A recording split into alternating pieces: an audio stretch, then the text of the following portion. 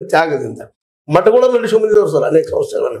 ಅನೇಕರು ಇವತ್ತು ಮುರುಘಾ ಮಠ ನೆನಸರಾಗಿ ಬರ್ತಕ್ಕಂಥವ್ರು ಅದು ಅವ್ರು ಉಳಿಸ್ತವ್ರು ಮನುಷ್ಯರ ಮಠದ ದೊಡ್ಡ ದೊಡ್ಡ ವ್ಯಕ್ತಿಗಳು ತಯಾರು ಮಾಡ್ಯಾವ ಸರ್. ಸರ್ ಮಠಗಳು ಭಾರತ ಸರ್ಕಾರ ಮಾಡಲಾರ್ದಂತ ಕೆಲಸವನ್ನ ದಕ್ಷಿಣ ಭಾರತದ ಮಠಗಳು ಬಹಳಷ್ಟು ಕೆಲಸ ಮಾಡಿದ್ವಿ.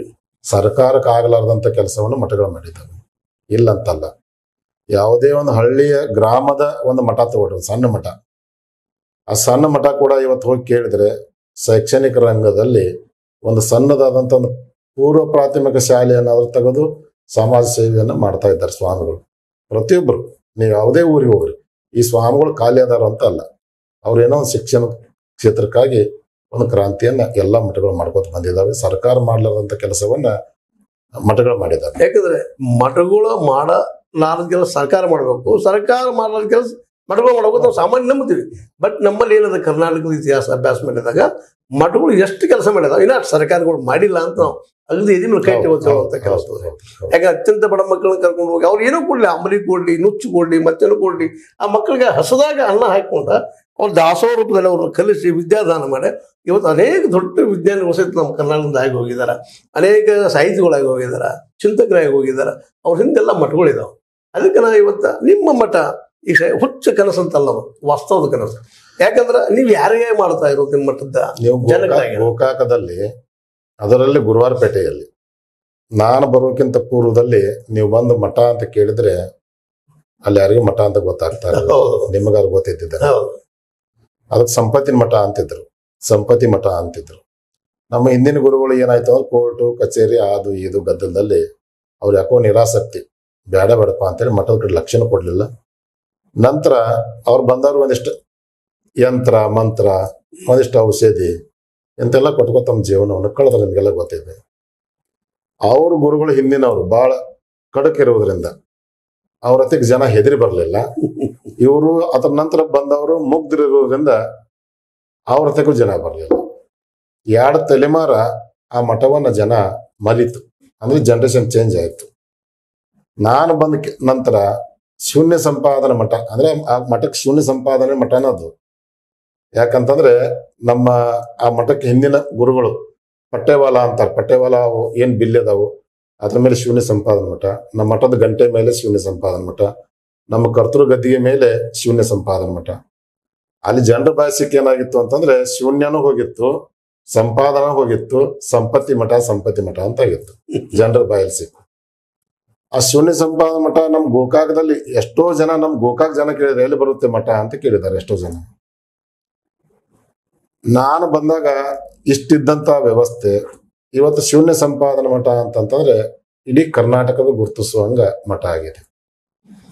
ಇದು ನನ್ನ ಪ್ರಯತ್ನ ಅಂತ ಹೇಳಂಗಿಲ್ಲ, ನಮ್ಮ ಹಿಂದಿನ ಗುರುಗಳ ಆಶೀರ್ವಾದ. ಅವರ ಆಶೀರ್ವಾದ. ನಾವು ಮಾಡುವಂತ ಕಾರ್ಯ, ನಾವು ಮಾಡುವಂತ ಕೆಲಸ, ನಾವು ಮಾಡುವಂತ ಸೇವೆ ನೋಡ್ರಿ. ನಾವು ಮಠದಲ್ಲಿ ಖಾಲಿ ಇರ್ತೀವಿ ಅಂತಲ್ಲ, ಶ್ರಾವಣ ಮಾಸ ಬಂತ ಮನೆಯಲ್ಲಿ ಮಹಾಮನೆ ಅಂತ ಒಂದು ಕಾರ್ಯಕ್ರಮ, ವೈಚಾರಿಕ ಕಾರ್ಯಕ್ರಮ ಹಾಕೋತೀವಿ. ಆ ಮನೆಗೆ ನಾವೇ ಹೋಗ್ತೀವಿ, ಅಲ್ಲಿ ವಚನ ಪ್ರಾರ್ಥನೆ ಮಾಡಿಸ್ತೀವಿ, ಒಂದಿಷ್ಟು ಅನುಭವ ಗೋಷ್ಠಿ ಮಾಡ್ತೀವಿ.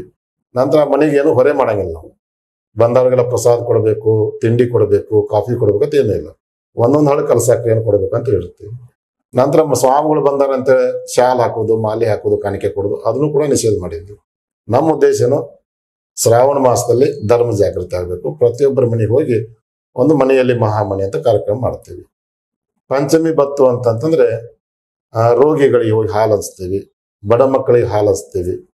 ಕಲ್ಲ ನಾಗರಕ್ಕೆ ಮಣ್ಣು ನಾಗರಕ್ಕೆ ಹಾಲನ್ನು ಎರೆದು ಹಾಳು ಮಾಡೋಕ್ಕಿಂತ ಪೌಷ್ಟಿಕವಾದಂಥ ಪದಾರ್ಥ ರೋಗಿಗಳ ಬಾಯಲ್ಲಿ ಬೀಳಬೇಕು, ಬಡವರ ಬಾಯಲ್ಲಿ ಬೀಳಬೇಕು ಅಂತೇಳಿ ಅದೊಂದು ವೈಚಾರಿಕ ಕಾರ್ಯಕ್ರಮವನ್ನು ಮಾಡ್ತೀವಿ.